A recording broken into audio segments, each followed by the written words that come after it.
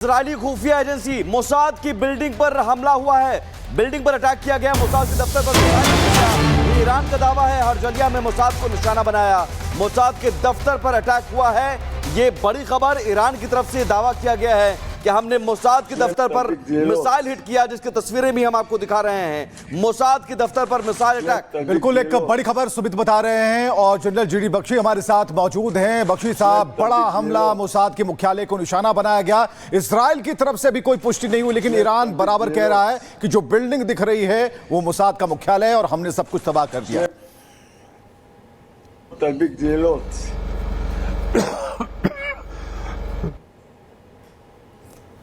Major general GD Bakshi साहब, देखिए जो ईरान है जी वो भी ईरान है वो भी काफी जबरदस्त पलटवार कर रहा है इजराइल के ऊपर, और इसके चलते वो जो अपने हाइपरसोनिक मिसाइल्स की बराजेस डाल रहा है, जिनके साथ नॉर्मल मिसाइल्स और ड्रोन्स मिक्स्ड हैं, ताकि दुश्मन के जो डिफेंसेस हैं वो इजराइल के जो डिफेंस हैं वो ओवरवेल्म कर सके।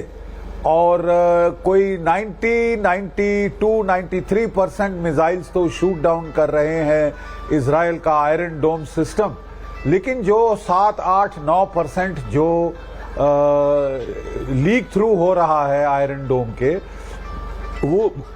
वो भी काफी भीषण नुकसान उसने पहुंचाया है अभी तक। यानी इतना नुकसान इजराइल का अभी तक नहीं हुआ। कहा जा रहा है कि कल तक इजराइल के 24 लोग शहीद हुए थे, 592 घायल हुए थे, और पलटवार में जो ईरान के ऊपर मार पड़ी है उसमें तो कोई 22 मारे गए हैं और 1800 से ज्यादा घायल हुए हैं। ठीक है, उनकी टारगेट्स बेसिकली उन्होंने टारगेट किया है नतान्स फैसिलिटी को। अभी तक ये कॉन्फर्मेशन नहीं आई कि वो पूरी तरह से बर्बाद हो चुकी है या नहीं, और इसके साथ उसने उसके ऑयल टर्मिनल्स के ऊपर भी फायरिंग करी है। पलटवार में ईरान ने भी हाइफा के ऑयल टर्मिनल के ऊपर मिसाइल्स गिराए हैं, वहां भी काफी आग लगी है, नुकसान हुआ है। तो नुकसान दोनों साइड का हो रहा है, लेकिन क्वाइट ऑब्वियसली इस वक्त जो है ईरान के ऊपर तकरीबन एयर सुपीरियरिटी इजराइल ने हासिल कर ली, और इस एयर सुपीरियरिटी के चलते वो जहां चाहे टारगेट कर सकता है। और टारगेटिंग के अंदर उसने जो कमांड एंड कंट्रोल टारगेट्स हैं, इजराइल ने ईरान का आर्मी चीफ, IRGC का कमांडर, इंटेलिजेंस का चीफ, इन सब को, बड़े टॉप लीडरों को मारा है।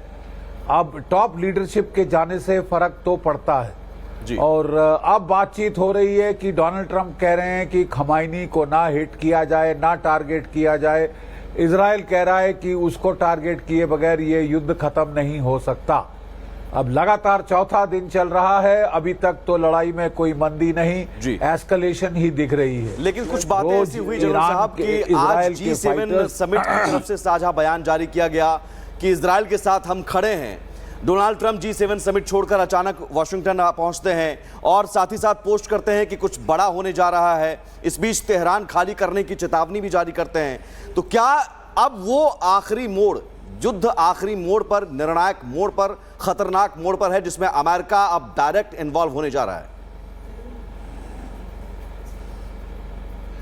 हाँ, बिल्कुल अमेरिका की कोशिश है, और बड़ी देर से डोनाल्ड ट्रंप साहब ट्वीट करे जा रहे हैं कि मैं इस युद्ध को रोकूंगा, जैसे कि वो क्लेम करते हैं उन्होंने भारत पाकिस्तान के युद्ध को रोका।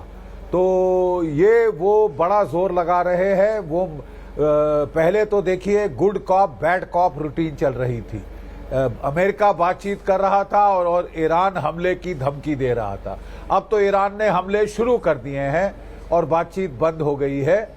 तो डोनाल्ड ट्रंप मेरा ख्याल ये good cop bad cop routine का फायदा उठाकर ईरान को फोर्स करना चाहते हैं कि वह पीस टॉक्स कर ले, वह कोई ट्रीटी पे आ जाए, जिससे कि वो अपने न्यूक्लियर हथियारों को ना बनाने की गारंटी दे और जवाब में उसके ऊपर सैंक्शंस वगैरह हटाई जा सके। डोनाल्ड ट्रंप तो चाह रहे हैं कि ईरान के बैलिस्टिक मिसाइल कैपेबिलिटी के ऊपर भी कैप लगाई जाए। अब क्या ये सब ईरान मानेगा या वो अभी के लिए मान जाने की नाटक करेगा और बाद में फिर शुरू कर देगा, ये कहा नहीं जा सकता। लेकिन एक चीज तो पक्की है, ये जो है वार पलटवार हम आगे कई सालों तक चलता देखते रहेंगे। बीच में युद्ध विराम होंगे लेकिन चलता रहेगा, क्योंकि जब भी ईरान अपनी कैपेबिलिटी को फिर जिलाने की, जिंदा करने की कोशिश करता है, रिवाइव करने की कोशिश करता है, इजराइल पलटवार करता रहेगा। और ये मुझे तो एक लंबा लग रहा है सिलसिला, जो मिडिल ईस्ट में अब शायद न्यू नॉर्मल की तरफ आ जाए। उम्मीद यही है कि इतना ना भड़क जाए ईरान, इतना ना घबरा जाए कि वह एनर्जी टारगेट्स पे मिडिल ईस्ट में फायरिंग शुरू कर दे अंधाधुंध, जैसे कि सऊदी अरेबिया की ऑयल फील्ड, जैसे कि हमास गल्फ ऑफ हॉर्मुज में जो शिपिंग है, ऑयल शिपिंग, ऑयल टैंकर्स, उनको टारगेट करना शुरू कर दे। फिर दुनिया के लिए प्रॉब्लम होगी। जैसा कि आप जानते हैं, ऑयल की कीमतें जब से लड़ाई शुरू हुई है 7% तो इनमें वृद्धि आ ही गई है। ये दुनिया की इकोनॉमी के लिए अच्छा नहीं होगा। फॉर्चुनेटली हम कोई इतना तेल अब मिडिल ईस्ट से नहीं ले रहे, हम ज्यादातर रशिया से ऑयल ले रहे हैं और उसमें हमारा केवल रूटिंग का फर्क पड़ सकता है और जो ट्रांसपोर्टेशन कॉस्ट हैं वो बढ़ सकते हैं। लेकिन सर इसका अंत क्या है? सबसे बड़ी बात है कि ईरान की तरफ से अगर डील जिस पर सिग्नेचर करने की बात अमेरिका कह चुका है, ट्रंप कह चुके हैं, तो एक बात तो तय है कि जो ईरान के साथ हो रहा है या ईरान जिस तस्वीरों के साथ सामने आ रहा है वो साफ तौर पर दिखाता है कि लंबा युद्ध चलने वाला है, और ऐसा जीडी बख्शी साहब भी कह रहे हैं। और एक बड़ी खबर आ रही है, ईरान में डॉक्टरों, मेडिकल कर्मचारियों की छुट्टियों को रद्द कर दिया गया है। एक बड़ी खबर हम आपको बता रहे हैं, ईरान में डॉक्टरों की छुट्टियां रद्द कर दी गई हैं और इसके अल्टीमेटम के बाद ईरान के तेहरान में भगदड़ सी मच गई और जो लोग हैं काफी डरे हुए हैं। ईरान में डॉक्टरों की छुट्टियां रद्द कर दी गई। और बिल्कुल अमेरिका और इजराइल के अल्टीमेटम के बाद ईरान के तेहरान में भगदड़ की स्थिति बनी हुई है।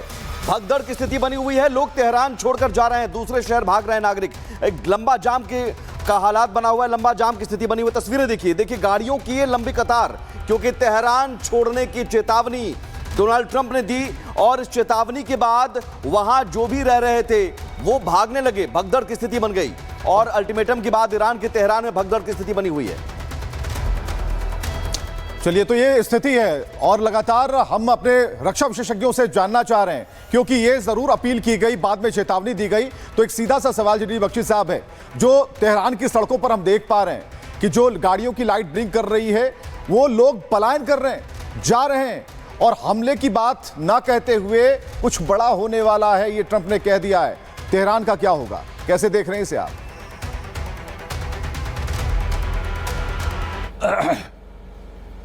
देखिए, बड़ी हैरत की बात है कि इतनी वार्निंग होते हुए भी ईरान में सिविल डिफेंस की कोई खास तैयारी नहीं थी।